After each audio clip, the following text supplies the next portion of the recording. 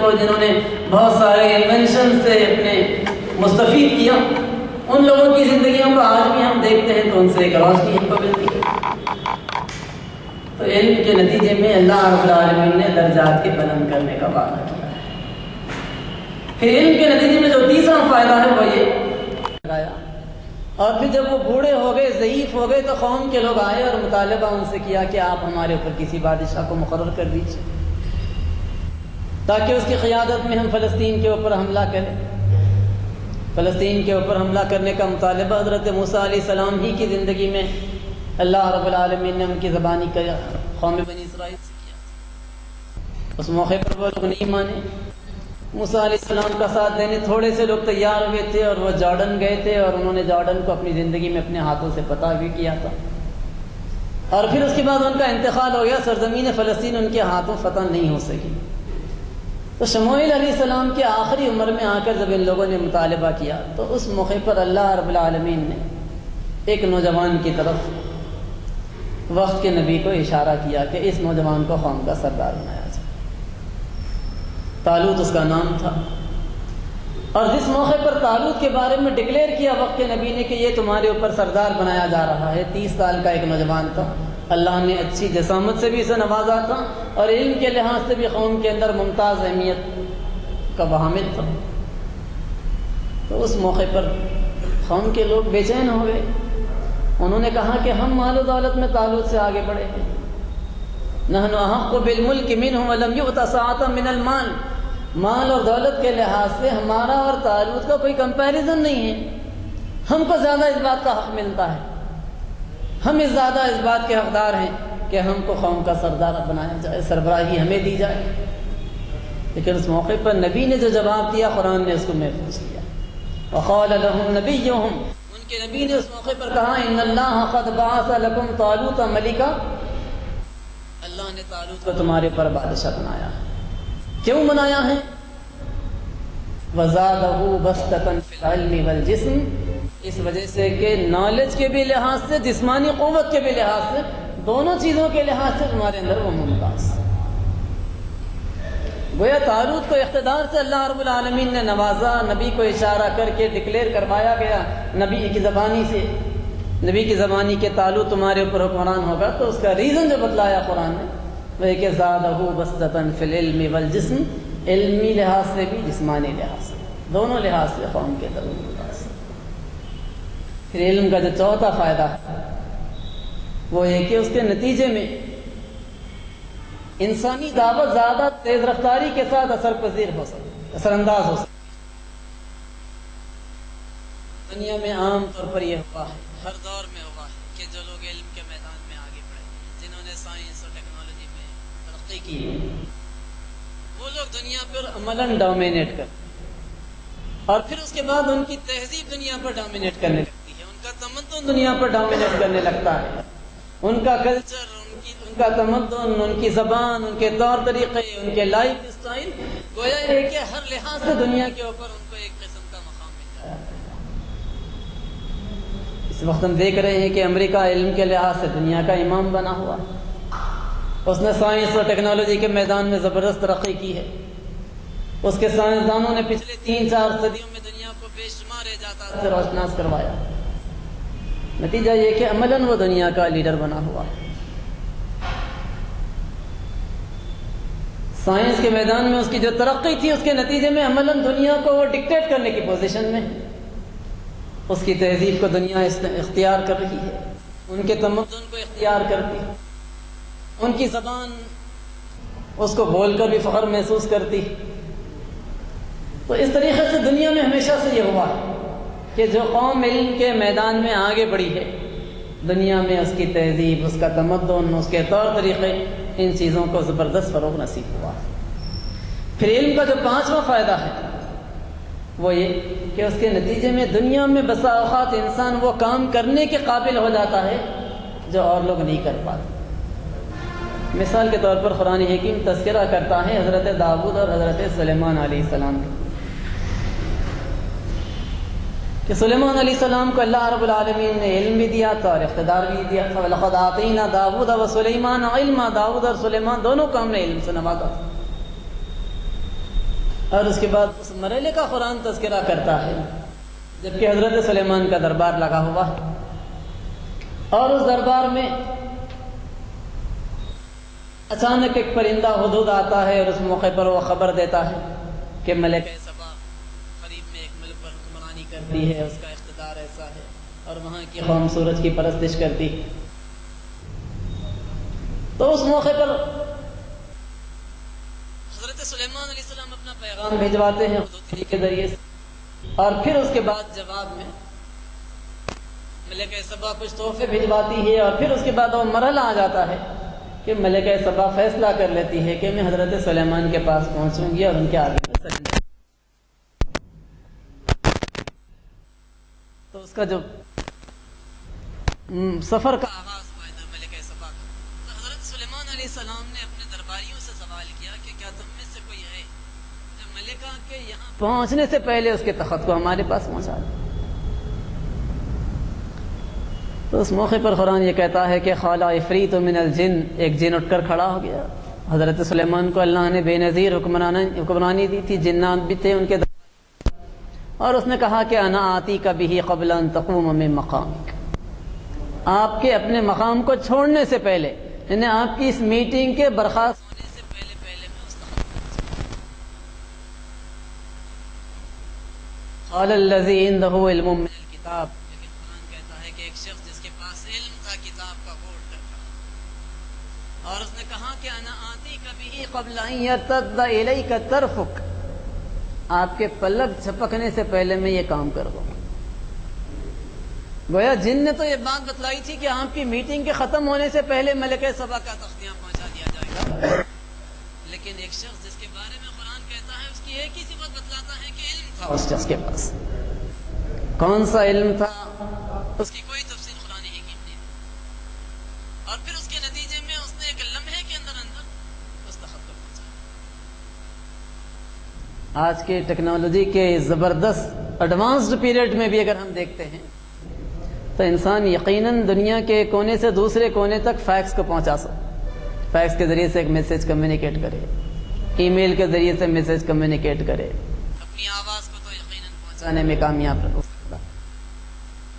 لیکن انسان آج بھی اس پوزیشن میں نہیں آیا کہ ایک لمحے کے اندر ایک تخت ہزاروں میل دور پہنچ جائے۔ کچھ نہ کچھ وقت اس کے لیے درکار ہوگا، لیکن علم کی بنیاد پر اس شخص نے، اور پھر قرآن علم کا نتیجہ یہ بھی بتلاتا ہے کہ انسان غرور کا شکار نہیں، تکبر کا شکار نہیں۔ اس موقع پر حضرت سلیمان علیہ السلام کے بجائے کوئی اور ہوتا تو غرور کے مارے یہ کہہ سکتا تھا کہ دیکھو میرا کیسا اقتدار ہے، کیسی ہے میری حکمرانی، کیسے کیسے درباری میرے پاس موجود، کہ ایک لمحے کے اندر تخت پہنچا دیا گیا، لیکن انہوں نے ایسے کوئی جملہ نہیں کہا، بلکہ قرآن ان کے جملے کو کوٹ کرتا ہے کہ جیسے ہی وہ تخت ان کی نظر کے سامنے آیا پکار اٹھے ھذا من فضل ربی، یہ میرے رب کا فضل ہے، لیبلونی اشکر و مکفر، وہ مجھے آزمانا چاہتا ہے کہ میں نعمتیں پا کر شکر گزاری کی روش کو اختیار کرتا ہوں یا ناشکری کی روش کو اختیار کرتا ہوں۔ تو علم کے نتیجے میں انسانی رویہ صحیح ہوتا ہے، انسانی بیہیویئر صحیح ہوتا ہے، اور حضرت سلیمان علیہ السلام کی زندگی یہ بتلاتی ہے کہ علم کے نتیجے میں اقتدار پر رہنے کے باوجود، بے نظیر قسم کی حکمرانی کے باوجود، انہوں نے اللہ رب العالمین کی اطاعت و فرمانبرداری کی، اور علم کے بغیر اقتدار آیا تو پھر فرعون کا کیا حشر ہوا، نمرود کا کیا حشر ہوا، وہ ہم تاریخ سے واقف ہی ہیں۔ پھر اس کے ساتھ ساتھ قرآن یہ بات بتلاتا ہے کہ کسی کو علم کا مل جانا یہ اللہ رب العالمین کی صفت رحمانی سے راست تعلق رکھنے والی چیز۔ اللہ جس کے اوپر مہربان ہوتا ہے اسے علم سے نوازتا ہے، الرحمن علم القرآن، یہ بات بتلائی گئی کہ خدا کی صفت یہ رحمانی ہے جس کے نتیجے میں اللہ رب العالمین علم سے نوازتا ہے۔ تو علم کا ملنا انسان کی سعادتوں کے دروازے کھولنے کے لیے، انسان کو کامیابی کی راہ پر ڈالنے کے لیے، وہ علم جس کے نتیجے میں سب سے پہلے انسان اپنے رب کی معرفت حاصل کرنے میں کامیاب ہے۔ لیکن انسان کو نالج تو ملے، اس نے دنیا کی بہت ساری چیزوں کو تو مسخر کر لیا، چاند کو مسخر کر لیا، مریخ کا اس نے سفر کر لیا، خلاؤں کو اس نے چھان مارا، آواز سے زیادہ تیز رفتار پلینس اس نے تیار کر لیے، اور بہت کچھ اس نے تیز رفتاری سے ترقی کے میدان میں جسنے لگائی، لیکن اگر اس نالج کا ایمان کے ساتھ اگر کمبینیشن نہیں ہے تو پھر زندگی میں تاریکیاں ہیں۔ فکر کی تاریکی بھی ہے، اخلاق کی تاریکی بھی ہے، خاندانی نظام بھی اس کے نتیجے میں تاریک ہوا ہے، اور پھر اس کے نتیجے میں معیشت بھی انسان کی بالآخر تباہ ہوئی ہے۔ جہاں انسان نے سوچا کہ انسان کی رہنمائی کے لیے انسانی عقل کافی ہے، اسے وحی الہی کی رہنمائی کی ضرورت نہیں ہے، وہاں انسان تباہی سے نشان ہوا۔ اور یہ معاملہ کانٹ کے ساتھ ایک مشہور مغربی مفکر، اور اس کی تعلیمات کا اصل خلاصہ یہ ہے کہ انسان کو وحی الہی کی رہنمائی کی کوئی ضرورت نہیں ہے، انسانی عقل وزڈم کافی ہے انسان کو رہنمائی کرنے کے لیے۔ اور انسانی عقل نے انسان کو جس مرحلوں پر پہنچایا ہے، اس وقت ہم دیکھ رہے ہیں کہ بڑی تیز رفتاری کے ساتھ انسان مختلف میدانوں میں ترقی کے باوجود عملاً زندگیاں پریشانیوں کا شکار ہیں۔ اور جس رفتار کے ساتھ خاندانی نظام کا کرائسس ہوا ہے، جس رفتار کے ساتھ مورل کرائسس کا شکار ہوئے ہیں، جس لحاظ رفتار سے اکنامک کرائسس کا شکار ہوئے ہیں، اس کی کیفیت کو دیکھتے ہوئے مغرب کا ایک بہت ہی مشہور مفکر تھامس فرائڈمن، وہ مفکر جس کی کتابیں دنیا بھر میں اپنے معیار کی وجہ سے جانی جاتی، اس نے کچھ عرصہ پہلے کی نظم لکھی ہے، اور اس نے اس بات کا اعتراف کیا ہے کہ ہم نے جس رخ پر سفر کیا تھا، وہ سفر ہم نے خود بھی غلط کیا تھا، دنیا کی غلط رہنمائی بھی کرنے کا سبب بن گئے تھے۔ وہ دانشور، وہ فلسفی، وہ مفکر مغرب کے جن کے اوپر بھروسہ کر کے دنیا نے ان کو فالو کیا، کارل مارکس کے نظریات، ڈارون کے نظریات، نیٹشے کے نظریات، کانٹ کے نظریات، سیگمنٹ فرائڈ کے نظریات، جو دنیا بھر کی بڑی بڑی یونیورسٹیوں میں پڑھائے جاتے ہیں، سلیبس کا ایک حصہ ہیں، اور ان افکار اور ان نظریات اور ان آئیڈیالوجیز کے اوپر دنیا میں بہت سارے ممالک میں پریکٹس بھی ہے، اس کے نتیجے میں انسان تباہی کے اس مقام پر کھڑا ہوا ہے کہ تھامس فرائڈمن جیسا ان کا دانشور، اس نے جو نظم لکھی اور اس نے کہا کہ امریکہ کے ہر سرمایہ دار کی زبان کے اوپر اب اس نظم کو آ جانا چاہیے اور ان کا ترانہ بن جانا چاہیے۔ وہ کہتا ہے کہ I was going where I should not go، میں اس مقام پر جا رہا تھا جہاں مجھے نہیں جانا چاہیے تھا، seen who I should not see، نتیجتاً مجھے وہ دیکھنا پڑا جو مجھے نہیں دیکھنا چاہیے تھا، doing which I should not do، میں وہ کر رہا ہوں جو مجھے نہیں کرنا چاہیے تھا، being which I should not be، اور پھر اس کے نتیجے میں وہ بنا جو مجھے نہیں بننا چاہیے تھا۔ A small voice told me it's all wrong، ضمیر کی ایک چھوٹی سی آواز ابھری کہ جو کچھ تم کر رہے ہو یہ سب کچھ غلط ہے، جس رخ پر دنیا کی تم نے رہنمائی کرنے کا کام کیا ہے یہ سب کچھ غلط ہے۔ کہ another voice told me it's all right، لیکن ایک طاقتور آواز ابھری اور اس نے کہا کہ نہیں یہ سب کچھ صحیح ہے، دنیا میں ایسا ہی ہوتا ہے، ایسا ہی ہوا کرتا ہے۔ Lately I lost the war، بالآخر میں جنگ ہار گیا۔ اسے اس بات کا اعتراف کرنا پڑا کہ ہم نے دنیا کی رہنمائی کر کے دنیا کو جس مقام پر پہنچایا ہے اس نے دنیا کو ہر قسم کے زوال سے دوچار کیا۔ وجہ یہ ہے کہ ہمارے پاس جس علم پر ہم نے انحصار کیا تھا، جس پر ہم ڈپینڈ ہوئے تھے، وہ وحی الہی کی روشنی سے بے نیاز علم تھا، اس کا حتمی نتیجہ انسانیت کی تباہی کے علاوہ کچھ اور نہیں۔ محسن انسانیت کے مصنف نعیم صدیقی، مشہور کتاب ہے محسن انسانیت، اس کے اندر وہ یہ بات لکھتے ہیں کہ آج سے آپ 14 صدیوں پہلے کے مقام پر کھڑے ہو کر اب تھوڑا سا دنیا کا جائزہ لے کر دیکھیں۔ 14 صدی پہلے کوئی شخص ٹھہرتا ہے اس دور میں جب نبی اکرم صلی اللہ علیہ وسلم دنیا میں تھے، اللہ کے رسول مبعوث کیے گئے تھے، تو اس کی پچھلی تاریخ اور پھر اس کے بعد کی تاریخ کو انسان دیکھتا تو اسے محسوس ہوتا ہے کہ ایک دنیا بدلی ہوئی دنیا۔ کیفیت یہ تھی کہ عورت کا کوئی مقام نہیں تھا، نبی نے عورت کا مقام دلایا۔ کیفیت یہ تھی کہ غلام کا کوئی مقام نہیں تھا، غلام کے حقوق نبی نے دلائے۔ کیفیت یہ تھی کہ انسان تاریکیوں کے دلدل میں پڑا ہوا تھا، نبی نے روشنی، علم کی روشنی میں انسان کو زندگی گزارنا سکھلایا۔ آگے چل کر وہ یہ کہتے ہیں کہ علم کی طرف نبی نے جو متوجہ کیا، اس کا نتیجہ یہ ہوا کہ دنیا میں امت مسلمہ علم کے میدان میں آگے بڑھی۔ ایسا نہیں ہوا کہ صرف مسلمان قرآنی علوم میں، حدیث کے علم میں، سیرت اور فقہ کے علم میں آگے بڑھے، بلکہ پھر زندگی کے ہر میدان میں مسلمان آگے بڑھے۔ بے شمار سائنسی ایجادات مسلمانوں نے کی، اور اسی کے نتیجے میں دنیا تاریکیوں کے گھٹاٹوپ اندھیرے سے نکل کر روشنی میں آئی۔ اسی کے نتیجے میں ہیومن رائٹس کی بات دنیا کے سامنے آئی۔ اسی کے نتیجے میں انسان کا مقام، انسان کی قدر، حیثیت انسان، اس کی جو عزت ملنی چاہیے، جو اکرام اس کا کیا جانا چاہیے، آزادی کا حق، مذہبی آزادی کا حق، یہ ساری چیزیں نبی اکرم صلی اللہ علیہ وسلم کی تعلیمات کی دین۔ ایک طرف قرآن حکیم کے ارشادات علم کے بارے میں نے آپ کے سامنے، نبی اکرم صلی اللہ علیہ وسلم کے ارشادات کی طرف ہم دیکھتے ہیں تو وہ حدیث معروف ہے جو ہم اکثر و بیشتر کہتے رہتے ہیں کہ علم کا حاصل کرنا مرد اور عورت دونوں کے لیے فرض کیا گیا۔ اس کی طرف اللہ کے رسول نے متوجہ کیا، پھر اس کے ساتھ ساتھ اللہ کے رسول کا وہ ارشاد، اطلب العلم ولو کان بالسین، چین تک بھی اگر سفر کر کے جانا پڑے تو علم کے حاصل کرنے کے لیے چاہیے۔ اور نتیجہ یہ تھا کہ لوگوں نے اس ابتدائی دور میں بھی، نبی اکرم صلی اللہ علیہ وسلم کے فوراً بعد کے دور میں بھی حصول علم کے لیے لمبے لمبے سفر کیے۔ ایک ایک حدیث کے لیے لوگوں نے میلوں کا سفر کیا۔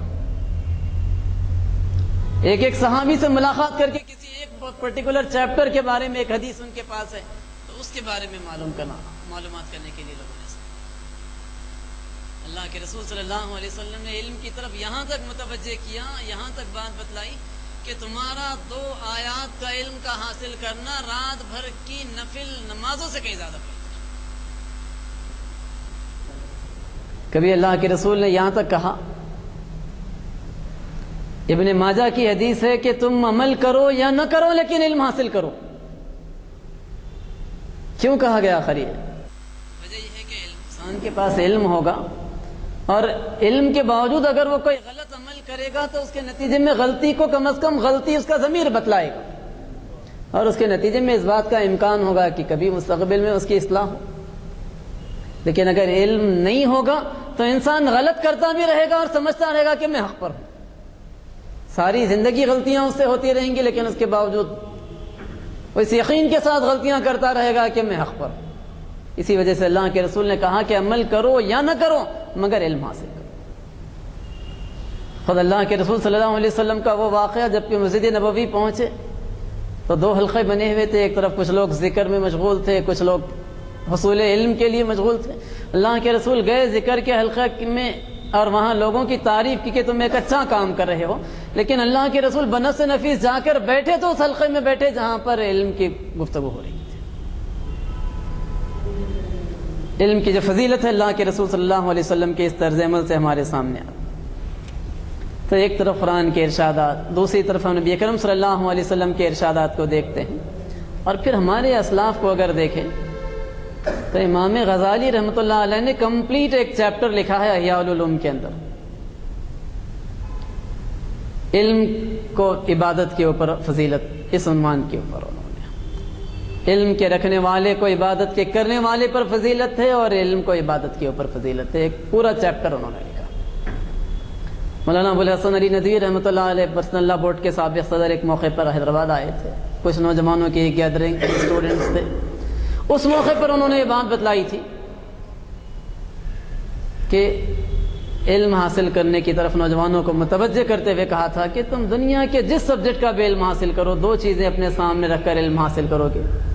تم میں قرآن کا ایک ادنا طالب علم ہونے کی حیثیت سے تم کو یقین دلاتا ہوں کہ خدا تم کو میتھس اور فزکس اور اکنامکس اور کامرس، ان سارے علوم کے حاصل کرنے پر ایک ایک حرف کے پڑھنے پر وہ ثواب دے گا جو قرآن کے پڑھنے پر دے گا۔ اور پھر انہوں نے بتایا تھا کہ 2 چیزیں جو تم کو اپنے پیش نظر رکھنی چاہیے، ایک یہ کہ اس علم کے آنے کے بعد، علم کے حاصل کرنے کے بعد اس بات کا تم عہد کرو کہ ہمیشہ حلال کماؤ گے، کبھی حرام کے قریب نہیں جاؤ۔ دوسرا یہ کہ اس علم کے نتیجے میں جو صلاحیت پیدا ہوگی اسے صرف اپنی دنیا کے لیے نہیں بلکہ خدا کے دین کی سربلندی کے لیے بھی استعمال کریں گے۔ ان دو کنڈیشنز کے ساتھ تم دنیا کے کسی سبجیکٹ کا بھی علم حاصل کرو، اللہ رب العالمین نے ایک ایک حرف پر وہ اجر دے گا جو قرآن کے ایک ایک حرف کے پڑھنے پر دینے کا وعدہ ہے۔ تو ہمارے اسلاف نے بھی اس کی طرف متوجہ کرنے کا کام کیا۔ نتیجہ یہ تھا، ابن جریر کے بارے میں یہ بات آتی ہے کہ ان کی ڈیٹ آف برتھ سے لے کر ان کے انتقال تک انہوں نے جتنے کتابیں لکھی، جتنے پیجز انہوں نے لکھے، اس کو ان کے پورے لائف اسپین پر اگر ڈیوائڈ کر دیا جائے، ظاہری بات ہے ایک بچہ پیدا ہوتے ہی لکھنا تو نہیں شروع کرتا، لیکن اگر ٹوٹل لائف پر بھی ڈیوائڈ کر دیا جائے تو ایوریج 160 پیجز کے لکھنے کا آتا ہے۔ اندازہ کیا جا سکتا ہے کہ علم کے میدان میں انہوں نے کتنا کام کیا ہوگا، کتنا بے تکان انہوں نے کام کیا ہوگا کہ 160 پیجز پر ڈے ایک شخص نے اپنی زندگی میں لکھنے کا کام کیا۔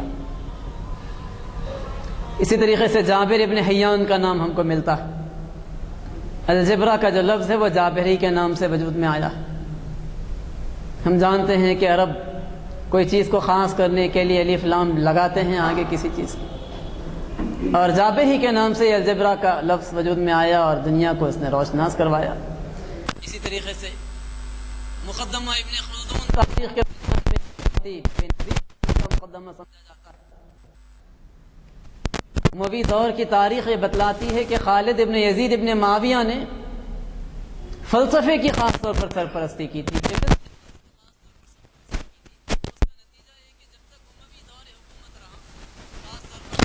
یزید ابن معاویہ کے دور میں مسلمانوں نے فلسفے اور کیمسٹری کی فیلڈ میں زبردست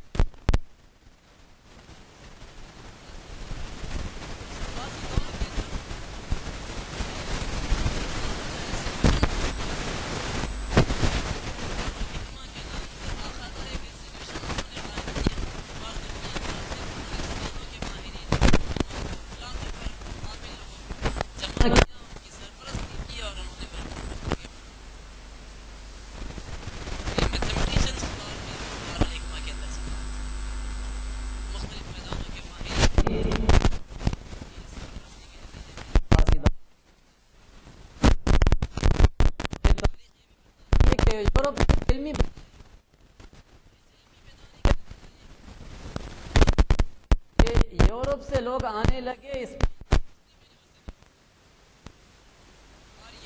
کتابیں لے جائی جانے لگیں اور دنیا کی مختلف زبانوں میں، لیٹن میں، گریک وغیرہ میں اس کے ٹرانسلیشنز ہوئے، اور پھر اس کے بعد اٹلی اور فرانس میں یہ کتابیں پرنٹ ہوئی اور پھر دنیا کو انہوں نے ان کتابوں سے مستفید کی۔ اسپین کی مسلم درسگاہوں، مسلم یونیورسٹیوں کے علماء اور ان کے فاضلین کی لکھی ہوئی کتابیں تھیں۔ علوم کے میدان میں بے شمار خدمات انجام دی تھی۔ اسی طریقے سے محمود غزنوی کے دربار میں البرونی گرفتار کر دیا گیا۔ محمود غزنوی نے البرونی کی قتل کا حکم دے دیا۔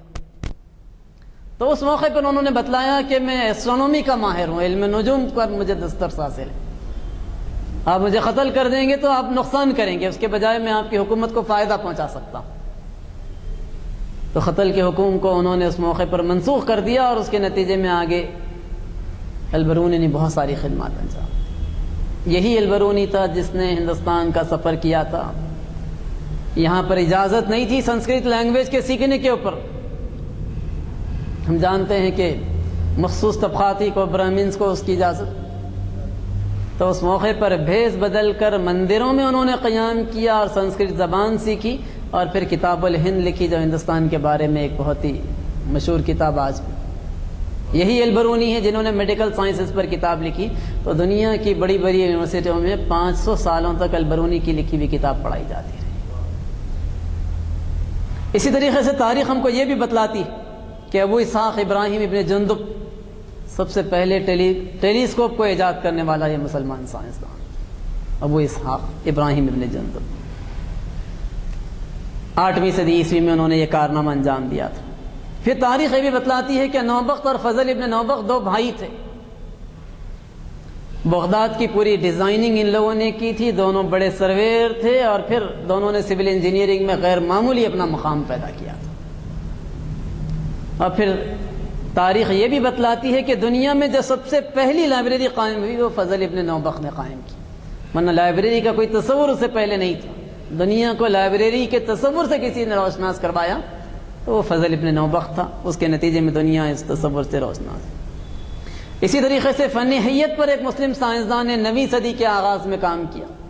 اور اس سائنسدان کا نام تھا ماشاء اللہ، اور پھر اس نے فن حیت کے اوپر ٹوٹل 27 چیپٹرز لکھنے کا کام کیا، اور اس کے لکھنے کے 600 سالوں کے بعد اندازہ کیجئے کہ کتنی غیر معمولی اس کی تصنیف ہوگی۔ 27 چیپٹرز کا ٹرانسلیشن 15ویں صدی عیسوی میں لیٹن زبان کے اندر ہوگا۔ ایک شخص ایک کتاب لکھتا ہے، عام طور پر ہم دنیا میں دیکھتے ہیں کہ کتابیں چند سالوں کے بعد اپنا مقام کھو بیٹھتی، 25-50 سال گزر جائیں تو پھر کتابیں آؤٹ ڈیٹڈ ہو جاتی ہیں۔ اکثر لائبریرین اپنی لائبریری میں جگہ بھی دینے تیار نہیں ہوتا، لے جا کر ردی میں پھینک دیا جاتا ہے۔ لیکن ایک مسلم سائنٹسٹ کی کتاب 600 برسوں کے بعد لیٹن لینگویج میں اس کا ٹرانسلیشن ہوتا ہے اور دنیا اس سے مستفید ہوتی ہے۔ اندازہ کیجئے کہ کیا ان لوگوں نے علم کے میدان میں کام کیا۔ اسی طریقے سے 9ویں صدی عیسوی میں ٹریگنومیٹری کے میدان میں احمد ابن عبداللہ نے کام کیا، اور احمد ابن عبداللہ کا یہ کام ہے جس سے آج مسلم نوجوان بہت کم واقف ہیں کہ کاٹ ٹیٹا اور سیک ٹیٹا دونوں ٹریگنومیٹرک ریشیوز یہ احمد ابن عبداللہ کی ایجاد کی، دنیا کو اس نے روشناس کروایا۔ سیک ٹیٹا اور کاٹ ٹیٹا کا جو پہلی مرتبہ دنیا کو تصور ملا تو ٹریگنومیٹری کے لیے ایک بہت بڑا کنٹریبیوشن احمد ابن عبداللہ کا دیا ہوا کنٹریبیوشن۔ اسی طریقے سے عبد المالک اسمعی ایک بڑا مسلم سائنسدان تھا، زولوجی کا بڑا ماہر تھا، اور اس نے 5 کتابیں لکھی۔ تو اس کی جو کتابیں تھیں، کتابیں پورے یورپ کے اندر مقبول ہوئیں اور کئی زبانوں میں اس کے ٹرانسلیشنز ہوئے۔ کتاب الخیل، گھوڑے کے اوپر اس نے کتاب لکھی، کتاب الابل، اونٹ کے بارے میں اس نے کتاب لکھی، کتاب الشاد، بھیڑ اور بکریوں کے بارے میں اس نے کتاب لکھی، کتاب الوحوش، جنگلی جانور اور پرندوں کے موضوع کے اوپر اس نے کتابیں لکھی۔ کتابیں اس کی مشہور ہوئی دنیا بھر کے۔ اسی طریقے سے بنو موسیٰ شاکر کا تاریخ تذکرہ کرتی ہے کہ بغداد کا یہ ڈاکو، کیفیت یہ تھی کہ بغداد سے 50-60 میل دور روزانہ ڈاکہ ڈالا کرتا تھا رات کے اندھیرے میں، اور اپنی آئیڈینٹی کو چھپانے کے لیے اپنے چہرے پر بھی کپڑا باندھ لیتا تھا، گھوڑے کے اگلے دونوں پیروں پر سفید رنگ کا کپڑا باندھ لیتا تھا تاکہ گھوڑے کی بھی آئیڈینٹی نہیں سامنے آئے، اور ڈاکہ ڈالنے کے بعد تیز رفتاری کے ساتھ سفر کرتا، بغداد کو پہنچتا اور بغداد کی جامع مسجد میں فجر کی نماز صف اولیٰ میں تکبیر تحریمہ سے ادا کرتا۔ نبی اکرم صلی اللہ علیہ وسلم نے یہ بات بتلائی تھی کہ گناہ اور نماز دونوں مستقل ساتھ ساتھ نہیں چل سکتے۔ ایک مرحلہ آیا، ایک بزرگ کی تذکیر سے اس کی زندگی کے اندر تبدیلی آئی، اور ایسی تبدیلی آئی کہ اس نے ڈاکے سے توبہ کر لی، اور پھر یہی بنو موسیٰ شاکر ہے جس نے آگے چل کر جیومیٹری کے میدان میں بڑے کنٹریبیوشن دیا، اور جیومیٹری کا ایک بڑا ماہر اس حیثیت سے اس کی دنیا کے اندر شناخت۔ اسی طریقے سے تاریخ بتلاتی ہے کہ فزکس کے میدان میں مسلمانوں نے کام کیا۔ جیومیٹریکل آپٹکس، یعقوب کندی نے اس موضوع کے اوپر کام کیا، اور پھر اس کے نتیجے میں اس نے کتاب لکھی تو جو آگے چل کر جرمنی سے چھپی، ٹرانسلیٹ ہو کر اس۔ اسی طریقے سے تاریخ بتلاتی ہے کہ مسلمانوں نے پہلی مرتبہ ایلپس کا کانسیپٹ دیا، ورنہ دنیا سرکل کے تصورات اور اس کے فارمولوں سے تو واقف تھی، لیکن ایلپس سے واقف نہیں تھی۔ ایلپس کے جو پرنسپل ہیں بیسک، وہ ان سے واقف کروانے والے مسلم سائنسدان تھے۔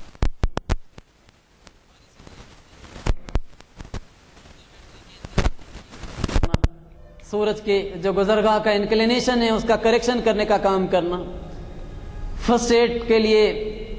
باکس کا جو پریپریشن تھا اس کا پہلا تصور دینے کا کام کرنا، نشتر لگانے کے لیے سرجری کے موقع پر جو آلے کا انوینشن ہے اس کی ایجاد ہو، یہ ساری چیزیں مسلمانوں نے کی۔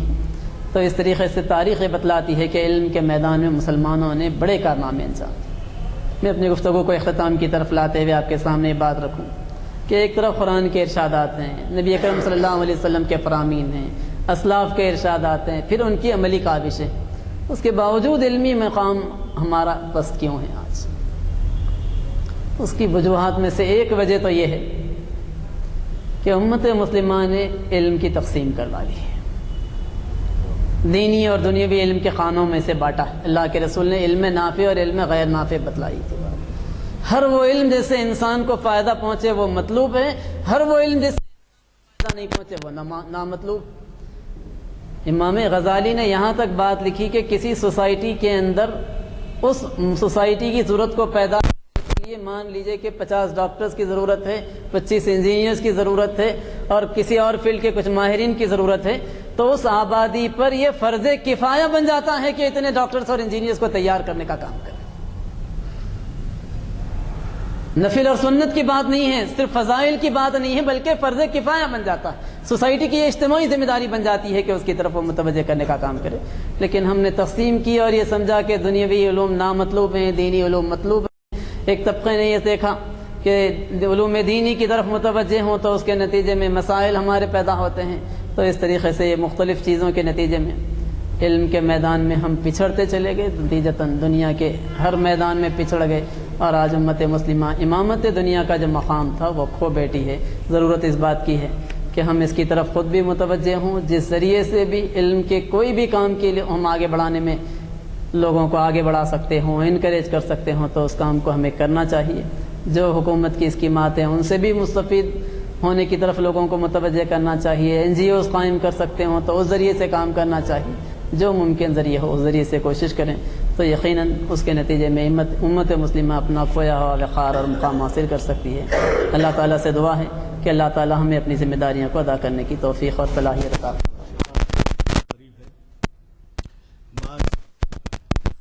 کے حوالے ایسے دیے گئے کہ جس کی وجہ سے میں کچھ ارشادات آپ کے خدمت میں اسپین کا ذکر آیا، جس زمانے میں بنی، مجھے تو اس کا علم نہیں ہے کہ اس کا کوئی پیرلل انجینئرنگ کا شاہکار کیسی جگہ یورپ میں بنا ہو۔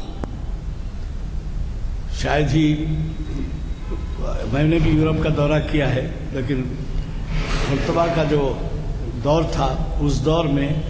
شاید ہی کوئی اس قسم کی تعمیر وہاں دیکھنے میں نہیں آئی۔ البیرونی کا ذکر آیا، مجھے رشیا کا دورہ کرنے کا موقع ملا تو سب سے پہلے ہمیں انڈین ڈیلیگیشن کا وفد کا جو ہے رکن تھا، ہمیں تاشقند میں اتارا گیا، جہاں ضیاء الدین بابا خان جو روس کے سب سے بڑے عالم ہیں وہ ہمیں ہندوستانی ڈیلیگیشن کو لینے کے لیے تشریف لائے تھے۔ تو تاشقند میں بھی البیرونی کے نام سے یونیورسٹی ہے۔ اب آپ اندازہ لگائیے کہ البیرونی کا کتنا مقام ہے کہ کمیونسٹ ملک کے اندر البیرونی کی یادگار ہے۔ علم کے بارے میں یہ حوالہ خیر ہم وقت کی وجہ سے مجبور کر دیتے ہیں کہ دریا کو کوزے میں بند کریں، ورنہ آپ کی زبان سے آ سکتی تھی جو بات وقت کی تنگی کی وجہ سے نہیں آئی۔ آپ کو تو پتہ ہے کہ اسلامی جنگوں میں ایک جنگ ایسی بھی تھی جبکہ قیدیوں کی رہائی کے لیے شرط رکھی گئی کہ اگر تم بچوں کو تعلیم دو یا ایک بچے کو پڑھا دو تو تم کو رہا کر دیا جائے گا۔ اب اس سے اندازہ لگائیے کہ علم کے بارے میں اسلام نے کتنی اہمیت دی ہے۔ آپ کو یہ بھی پتہ ہے حال ہی میں بین الاقوامی طور پر یہ آثار قدیمہ کی حفاظت کی جاتی ہے، تو آثار قدیمہ میں ہندوستان میں ہمایوں کے مقبرے کو وہ درجہ دیا گیا، یعنی بین الاقوامی شامل جو ہوتے ہیں کئی اور شامل ہوئے، کسی زمانے میں تاج محل بھی ہوا، کسی زمانے میں، بس سال حال یا پچھلے سال کا جو تصفیہ ہوا وہ یہ ہے کہ ہندوستان میں ہمایوں کے مقبرے کو وہ مقام دیا جائے کہ وہ بین الاقوامی طور پر ایک شاہکار سمجھا جائے آثار قدیمہ کا۔ تو یہ کیا ممکن تھا کہ بغیر علم و اطلاع کے، یعنی آپ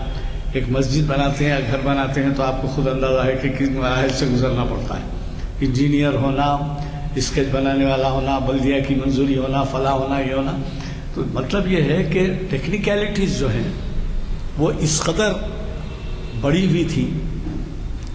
کہ وہ ٹیکنیکلٹیز علم کی وجہ سے ہی حاصل ہو سکتی تھی۔ اب اس کے بعد کا دور دیکھیے، ہمارے حیدرآباد کے ایک پروفیسر تھے خسرو، جو علی گڑھ یونیورسٹی کے وائس چانسلر بھی تھے اور بھارت دیش کے جرمنی میں ایمبیسڈر بھی تھے اندرا گاندھی کے دور میں. وہ یہاں پر ہمارے یہاں تقریر کے لیے بلائے گئے. اردو عثمانیہ یونیورسٹی پروڈکٹ ہے وہ. میں جس زمانے میں اسٹوڈنٹ تھا وہ لیکچرر بنے تھے. خیر وہ ترقی کرتے کرتے یہ تمام مقامات پہ پہنچ گئے. یہ خیال کیا جاتا تھا کہ وہ منموہن سنگھ اور وہ ایک ٹکر کے ہیں، لیکن منموہن سنگھ کو وزارت عظمیٰ کے لیے چنا گیا. وہ یہ کہتے تھے کہ مسلمانوں کے دور کے تعلیمی نظام کے بعد، ترقی کے بعد ایسا معلوم ہوتا ہے کہ مسلمان سو گئے، اور یہ سب سائنس کی ترقی جو بنیادی طور پہ مسلمانوں نے کی تھی وہ ان کے کام آئی اور وہ آگے بڑھ گئے. اب وہ بات کی کے بارے میں کافی سوچتا رہا تو مجھے یہ محسوس ہوا،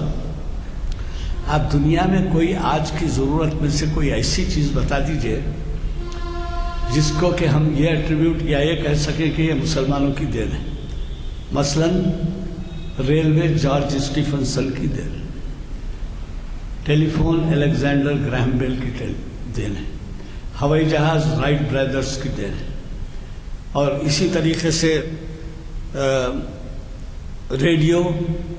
مارکونی کی دین ہے،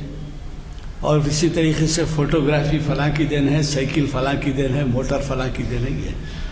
اور ابتدائی دور دیکھیں گے تو اس دور میں دنیا تمام سو رہی تھی اور مسلمان جاگے ہوئے تھے. جیسے کیمسٹری کے بارے میں کہا جاتا ہے، ابن حیان جو مشہور ہے کیمیا کا ماہر. تو میں یہ کہہ رہا ہوں کہ ہم جب علم کے بارے میں جب اتنا زیادہ معلومات رکھتے ہیں تو ہم کیا کر رہے ہیں؟ ہم اپنے پڑوس میں کسی کے بچے اگر پنکچر جوڑ رہے ہیں، پیٹرول پمپ پہ وہ بھر رہے ہیں، تو ہم اس کی طرف بھی توجہ نہیں کرتے کہ بھائی کچھ اس کی طرف خیال کریں.